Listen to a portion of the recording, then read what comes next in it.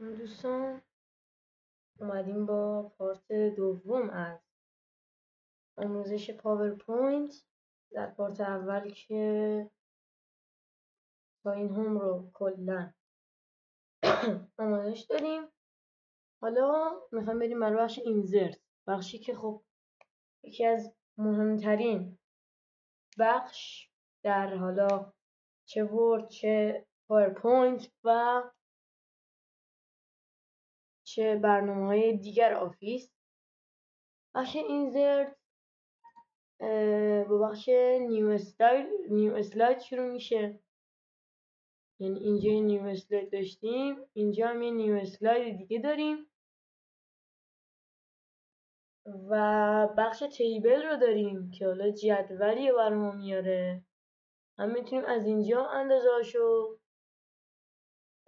حالا تنظیم بکنیم، یا میتونیم از کمک اکسل یک جدول باز بکنیم، یا میتونیم با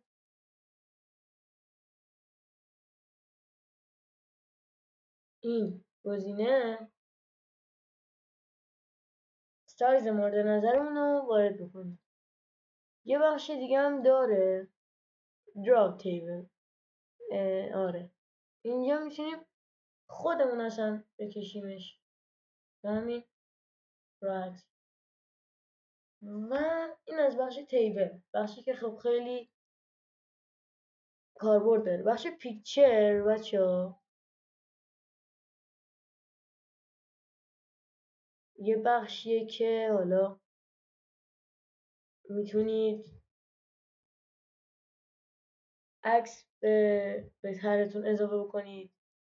اسکرین شات، یک اسکرین شات هم بچه‌ها حالا شاید برای بعضی از ویندوزها فعال نباشه، ولی ما وضعیت کاری نداریم. فوتو آلبوم هم خب یک بخش آلبوم های عکسی رو که ما اینجا وارد میکنیم و میتونیم آلبوم بکنیم و حالا برای کار دیگه هم استفاده بکنیم. بخش شیپ رو داریم، هر حالا چیزی ما میتونیم هر شکلی میتونیم اینجا بیاریم. اسمارت آرت برای حالا حرفه‌ای تر کردن اونو بعدا باش کار داریم. یه چیزی داریم به نام چارت، یکی از مهمترین چیزها به نام چارت هستش. چارت به معنای حالا اون آمارگیری و اینا هستش که خب خیلی انواع گوناگونی داره که حالا ما میتونیم باز اینجا میتونیم بیایم و به کمک اکسل، برنامه اکسل، اینا رو ویرایش کنیم. مثلا بخشی که میذاریم اما بخش دوم میتونیم حذفم بکنیم. مثلا بخش دوم میزنیم خوش سالی. مثلا وقتی که ما اینو میبندیم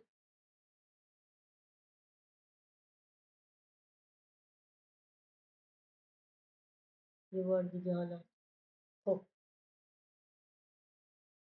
اینجا چون میتونیم به صورت 3 بعدی اینا رو حالا هم بچسبونیم.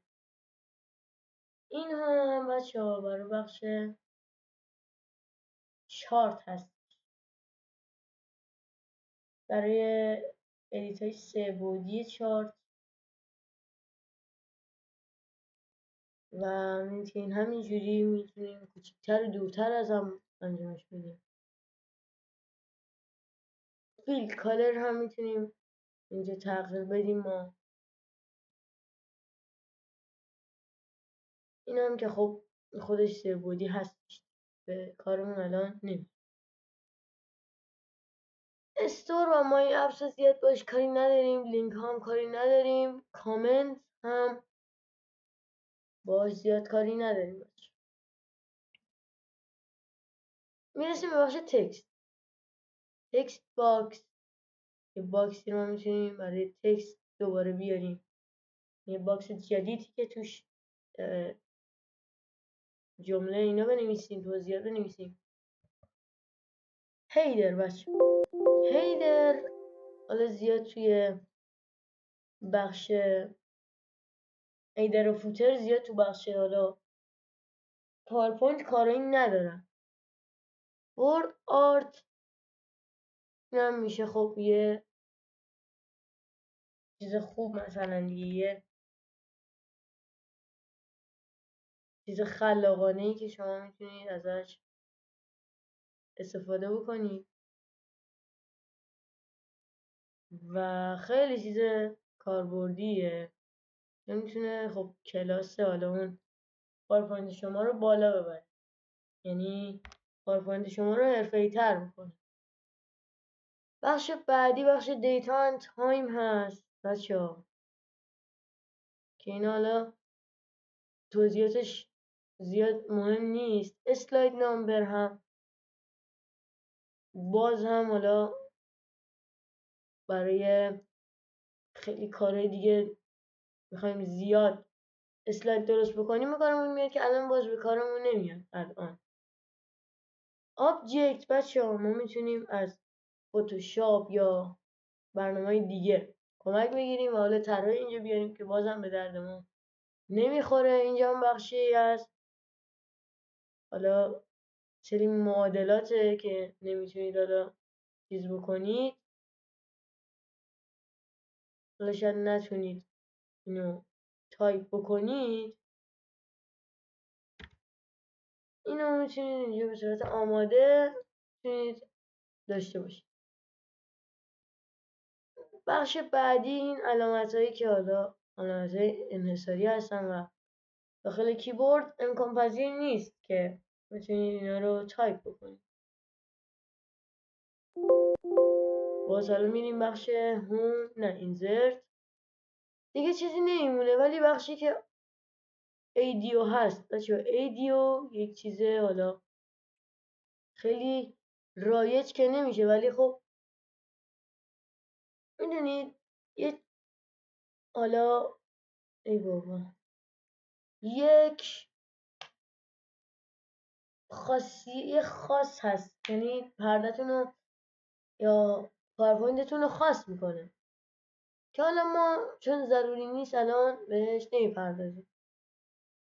خب هشته یه بخشی از دیزاین هم بگیم کلا. بچه دیزاین میشه اون قالبه. حالا میتونیم ما قالب‌های متفاوتی از هم اینجا هم از توی گوگل میتونیم دانلود بکنیم. حالا بعضیشون پولی هن، بعضیشون هم رایگان میتونید از حالا گوگل دانلود بکنید. و خب میدونید الان زیاد این پاورپوینت زیاد طرح نداره و تنها کاری که لازم ما بکنیم اینه که حالا بریم مثلا از گوگل جایی یه طرحی دانلود بکنیم. بچه‌ها یه قسمت هست به نام ترانسیتیشن. یه همچین چیزه، یعنی وقتی این اسلاید میاد یا اون اولین اسلایده، این یک انیمیشن هایی داره، یک فرمایی داره که خیلی خیلی خیلی واجبه. این انیمیشن ها برای حالا چارت هاتون بیشتر به کارتون میاد، میگه که خب خیلی میتونه